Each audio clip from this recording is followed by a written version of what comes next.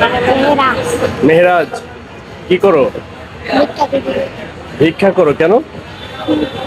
আরবি পড়ার বেতন দিই, আমার আব্বার এসে। আরবি পড়ার বেতন দাও? সত্য কথা? আব্বুর এসে 500 টাকা। সত্য কথা? তোমার আব্বু কি করে? আব্বু কিছু বাবুর্চি কাম করতে, কাম নাই।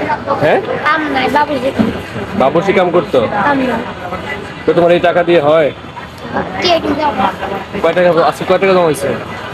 দেখি। 300 টাকা। এখানটা 300 টাকা। 300 টাকা কামাইছে আজকে?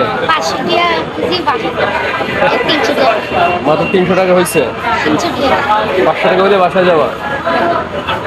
এই টাকা দিয়ে কি করবা? এই যে আর হুজুরের বেতন দিব কালকে, আর আবার আরবি কি কি পড়ছো এখন পর্যন্ত?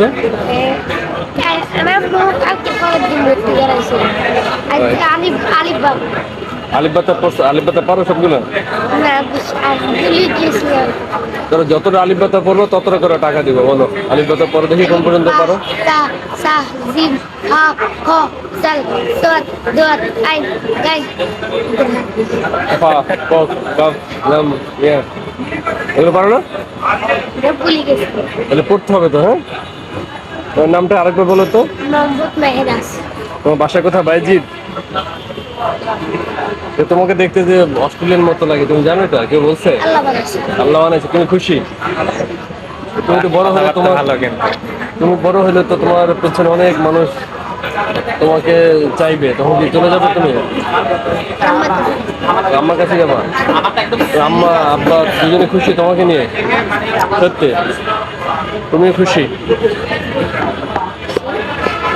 তুমি কি বেশি খুশি নাকি মন খারাপ হয় মাঝে মধ্যে যে আমি এমন কেন? তুমি দেখতে অনেক সুন্দর, মাশাআল্লাহ। বেশি খুশি। হুম, বেশি খুশি।